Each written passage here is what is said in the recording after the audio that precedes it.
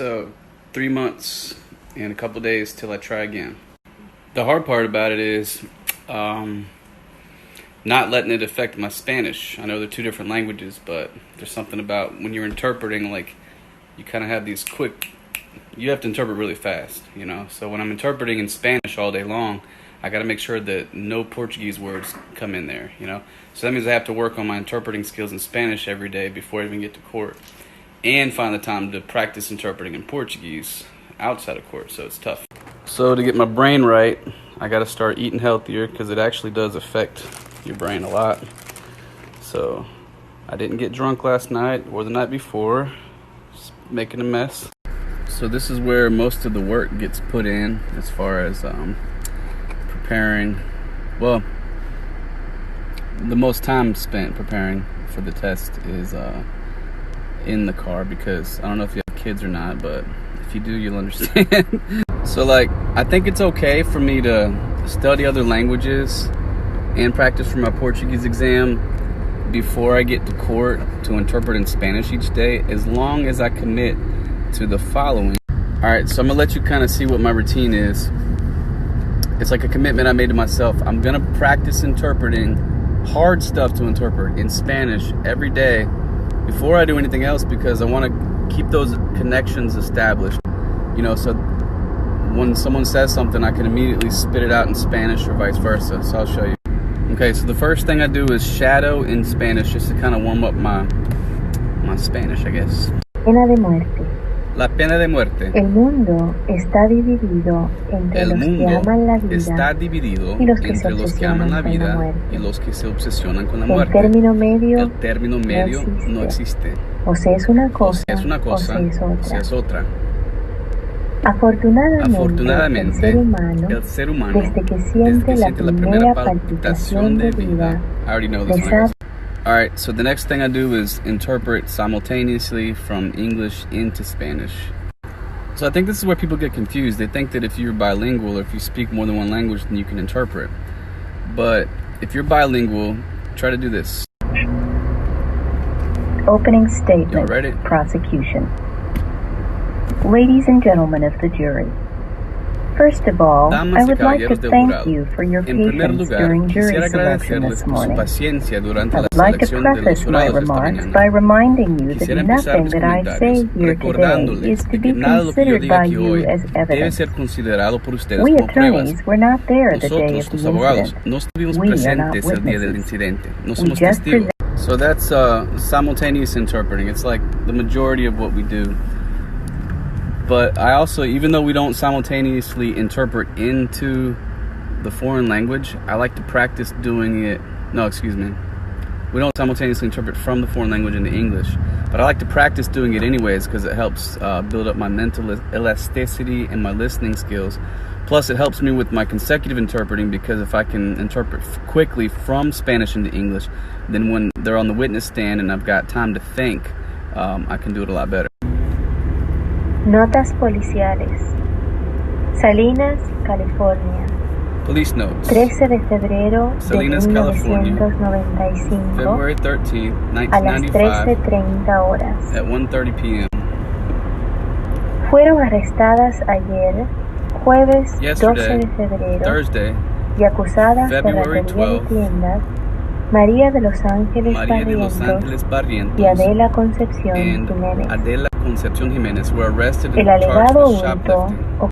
So that's hard to do, because I don't know if you speak Spanish, you would understand that at the beginning they said fueron arrestadas ayer y acusadas de ratería en tiendas. You can't translate that into English until after you've heard the names. So that's why you have to hold that in your head, listen, interpret everything else, and then throw that at the end there. It's super hard to do. So that's my interpreting practice that I do every day before I go to court or on the way to court. I'm a court interpreter, for those of you that don't know why I keep saying court. But I can't just do that. I also have to maintain my Spanish vocabulary and listening comprehension, because you never know what someone's going to say. And I have to be able to say whatever they say in the other language, no matter what it is, you know? So the next thing I do sucks, because I hate the news, but I listen to Spanish news every morning, at least until it drives me crazy and I have to turn it off. This is what it sounds like. Deja fuera. El presidente ordena que se excluya a los indocumentados del censo de este año para evitar que tengan representación en el Congreso. Expertos y activistas nos dicen que es una decisión inconstitucional y será desafiada en las cortes. Buenas tardes. No es la primera vez que Trump intenta excluir a los indocumentados del censo. La Corte Suprema ya le... All right. Now that I've been brainwashed by the news, I'm going to wash my brain out with some personal development, also in Spanish. This is going to be Jim Rohn.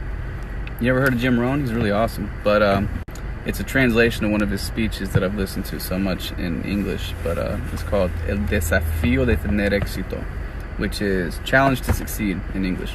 You should listen to both of them. Estos objetos de valor y vean lo que pueden hacer con ellos. Me voy de viaje. Me ausentaré por un tiempo.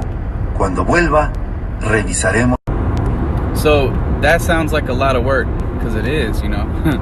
But that's the amount of work I got to put in every day before I even get to my job, just to maintain and improve my interpreting skills. Because if I don't, my job will really suffer from it. Because all you have to do is interpret poorly one time to not ever be called back to a certain county to interpret again, you know. And not only that, but more importantly, you're doing a misservice to the people that you're interpreting for. Like, if I say something incorrectly and I misrepresent what someone said, it can destroy their case. And if it's a criminal case, it can cause them to have lots of bad legal consequences as far as like going to jail and stuff. Or if it's a custody case, they could lose their kids. There's lots of stuff that can happen if I don't say everything perfectly, you know. But I obviously drive a lot to get to the different counties and stuff. I also like to do at least one Pimsleur lesson before I get to work. And right now I'm working on Mandarin. It's really cool. It's like my favorite audio. 你知道吗? 你知道吗? 你知道吗? The dude sounds like a girl when he speaks. Answer: I don't know. 我不知道. 我不知道. 我不知道. Like the lady's got a deeper voice than he does. Alright, so now I'm going to go in here and try to do a good job. And 99% of the people are going to think that it's easy because I speak Spanish. It's so easy. I wish it were easy. I'm grateful for it though. Can't forget the diaper on the face.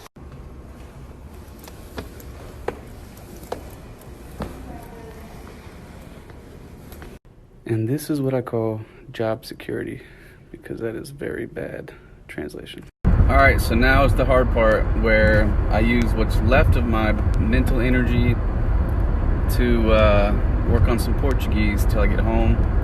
And then when I get home, you know, I'm gonna be a family man for a little bit. And then as soon as I've seen everybody and spent some time with them, I'm gonna go and study and practice interpreting and all that crap before bed. But check this out. I'm about to brainwash myself again with some Brazilian news this time. Estudos clínicos com outras duas. A ANEEL proíbe até o fim do ano o corte de energia elétrica de famílias pobres. So after I'm done listening to that bad news, I like to... now the reason I do the news, even though I hate the news, is because other than legalese or legal language, the news is the highest register of spoken language that I can find. So I'll try to listen to it every day. But anyways, a lot of input, as you can see. And right now I'm going to do my more listening comprehension by listening to talk show interviews. I like talk shows because, well, for one thing, in Brazil, there's so many different accents, regional accents. And you never know who they're going to get on the shows.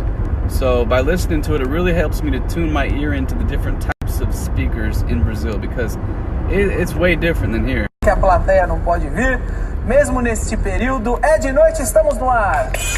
I like the way that guy talks. That's the talk show host. I love the way he talks when he speaks Portuguese. I think that's how he speaks, but I like the way he sounds when he talks. All right, now it's time to start shadowing an audiobook in Portuguese. It's pretty cool to do that because you learn a whole lot of vocabulary. and you can control the speed and stuff and flip back. With this book I'm about to start shadowing, I have got the first 2 chapters where I can shadow the whole thing without stopping, and that means I've had to look up every word that I didn't know, and I understand everything that I'm saying throughout the first 2 chapters. But it's taken me over a year to just get those first 2 chapters down to where I can shadow them. So let's see if I can do a little bit for you.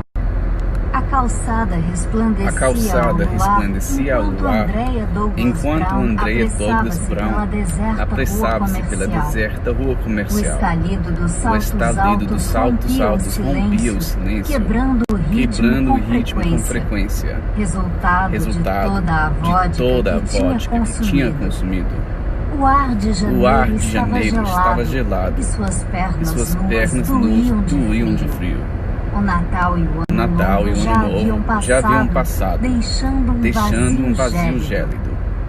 As you can probably guess, I also have to practice interpreting into Portuguese. So let's see if my tired brain can do one. The right to competent counsel. O direito a advogado competente. Se alguma vez você fosse acusado de cometer crime, você estaria satisfeito sendo defendido por advogado que apenas acabou a faculdade de direito 6 meses atrás? Advogado que nunca esteve julgamento, bêbado? Você iria querer que te dissessem que só poderia ter advogado que estiver disposto a trabalhar em seu caso, sem importar quão longo ou complicado, por não mais de $1,000? Alright, back home, interpreter hat off, dad hat on. Why, hello there, my much trusted friend. Alright, so this is where the real work happens. Just riding around my car doesn't really produce that many results because I have to be able to record myself interpreting and then go back and listen to myself and compare how I did with the answers. The answers, you say? Yeah, let me show you what I'm talking about. So this right here is the book that I've been using. It's called The Interpreter's Edge. It's really old, but it's super, super hard. Okay, so like each lesson is written in English. There's an audio recording of it, okay? So the first thing I do is translate that into Portuguese by hand. Once it is translated, I get it corrected by a native speaker. In this case, I was using my Portuguese coach, Haroldo Machado, and a great Portuguese teacher. So here's what it is written out. So when I have time to study at home, what I do is I turn on the computer, I play the original audio in English, I interpret into Portuguese, and I record myself. Then I go back and I listen to my interpretation while I'm reading the translation that I did in this book. And then I do the opposite. I also had Haroldo record himself speaking the translated part. So I have an audio recording in Portuguese of the same text. So I get to listen to that in Portuguese and interpret it out loud into English. So these are all of the translations that I've done out of this book over the past 2 years. Written them out, got them corrected, and recorded. All these are recorded. However, that is only up through lesson 20. So I've got this much left. So these are all the translations that I've gotten recorded that I can go through, and I shadow them, and I also listen to them for when I record myself. And then this is cool because this is the progress. These are the times that I've recorded myself interpreting. Yeah, that's a lot. Alright, I'm done for the day. I'm gonna go spend some time with my family. Oh, check out the progress I made though.